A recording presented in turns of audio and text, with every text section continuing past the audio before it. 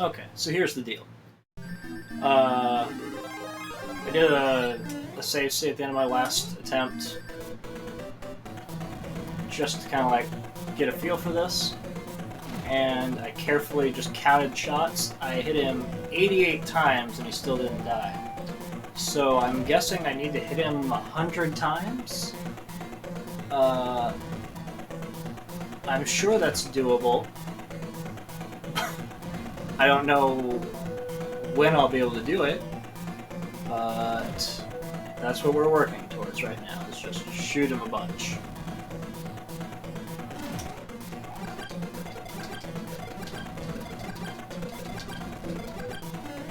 Yeah, good. Already off to a terrible start.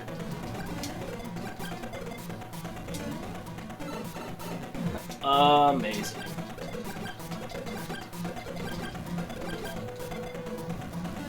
Wow.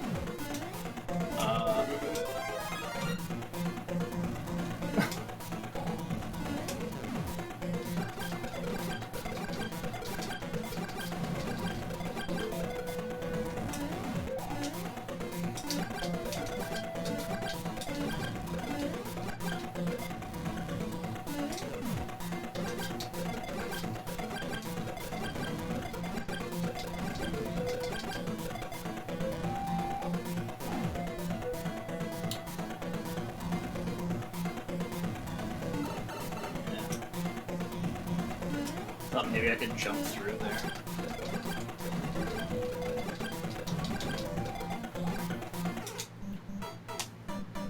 Jump input. Okay.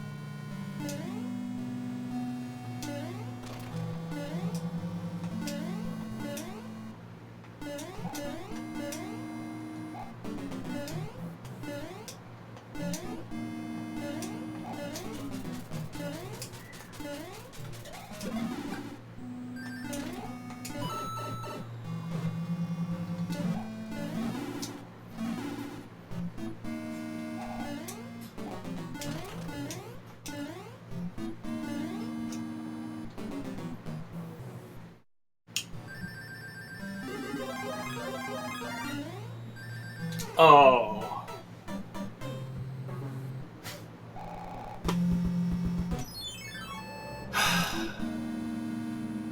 Cool.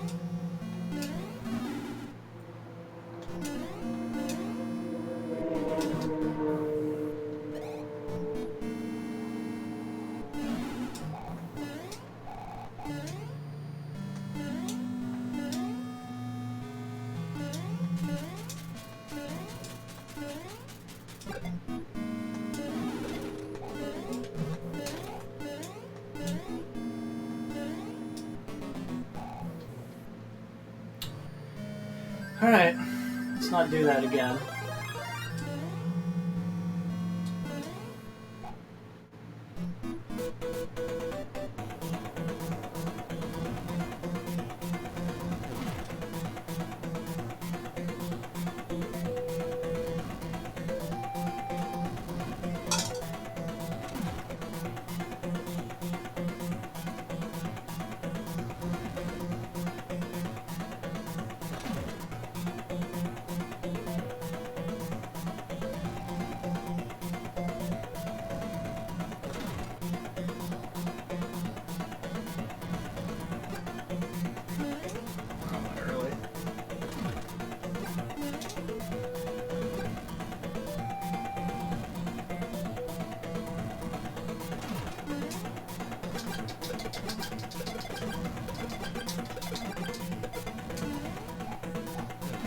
So what if I just stay here?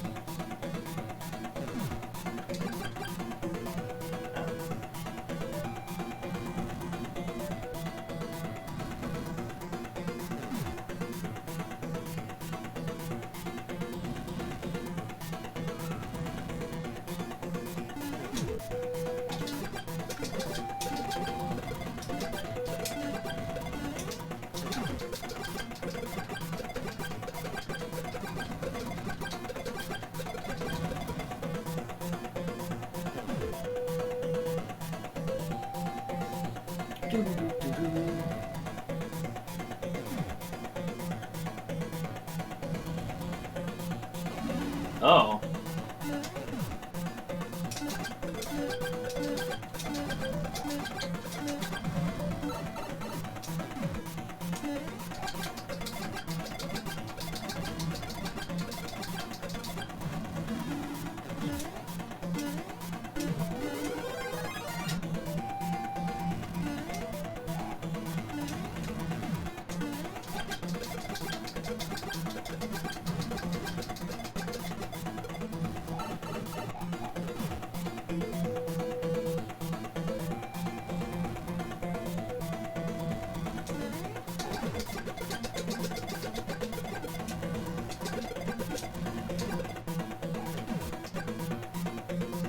Can hit you there, so just...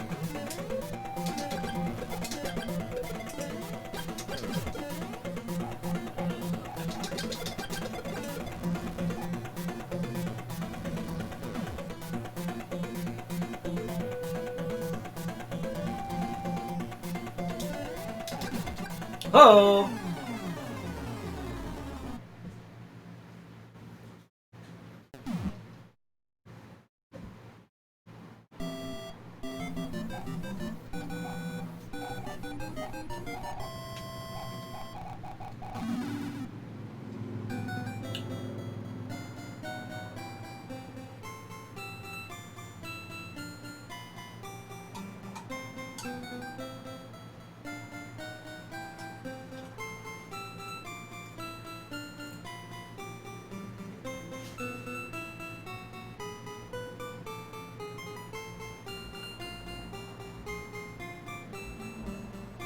Smiley face.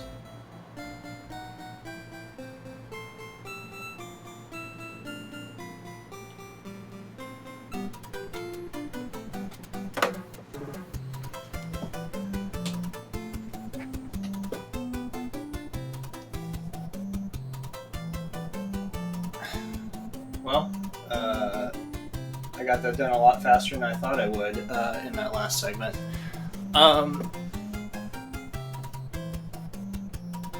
Overall, this is really good. I think a lot of my problems were caused by having not played Super Mario Bros. 3 in, like 10 years or something. I was thinking about this for a bit. I was wondering if my problems that I'm having are based on how I spent a lot of my time playing the Super Nintendo version, and I don't know if it handles differently than this one in a noticeable way. I haven't played either recently to compare them, but definitely I hadn't played the NES version in a really long time. I suspect someone who is more familiar with old Mario games probably wouldn't have had as much problems as I had. Overall, level design is generally amazing when you consider how different it is from the original game and how this DahrkDaiz? How this guy had to basically rebuild the engine or do weird things that the game wasn't designed to do. Like, especially when you consider, like, they came out in 2004, when the tools for hacking were not nearly as comprehensive as they are now. It's pretty amazing. There are definitely flaws in the design. I was very vocal about them as I was experiencing them. That cheap level, building a level on just like random, these fish are going to come out of the water and you have to jump on them to progress through the level, but you don't have the ability to control that. I felt like that was just bad. There were a couple levels toward the end there, like that one with the tornado and carry blocks back and forth over the tornadoes. I mean, it's just tedious instead of actually like engaging. But for the most part, and I played almost. I don't think I beat like 2 of the levels. I think I skipped over a couple things, but I played most of the game, and most of it was, above average. I also recognized that I complained about mechanics a lot, about Mario scooting and dropped jump inputs and things like that. But, there are so many games that have worse controls than Mario 3 that I acknowledge that probably it's nitpicky.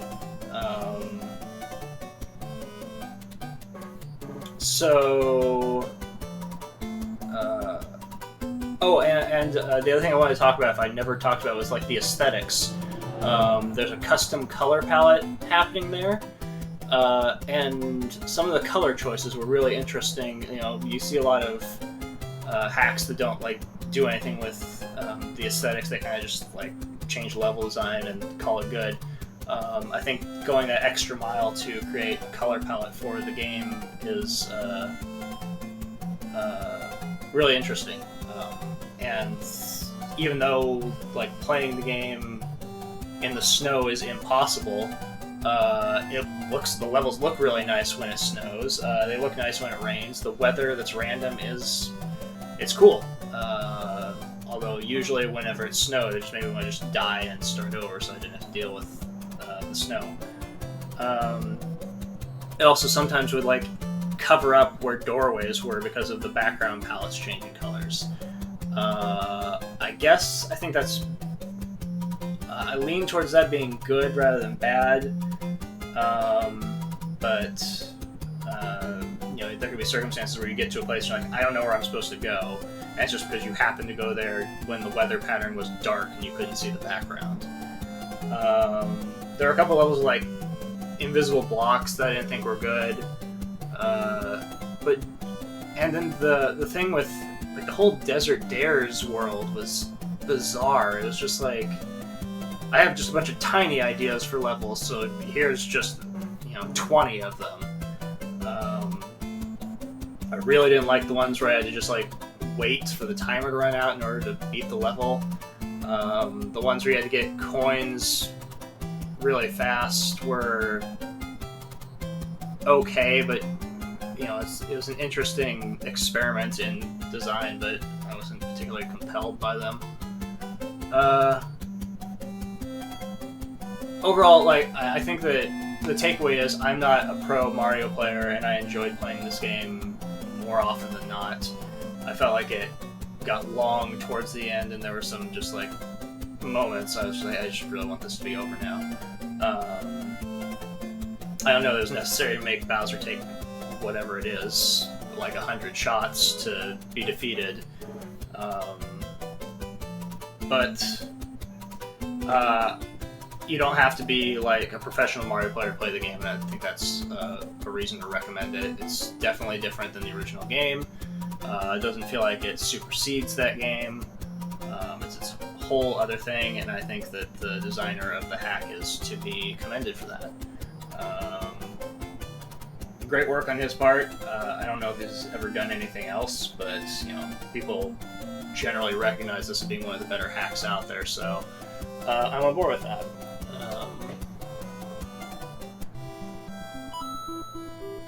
And I don't know what my time was.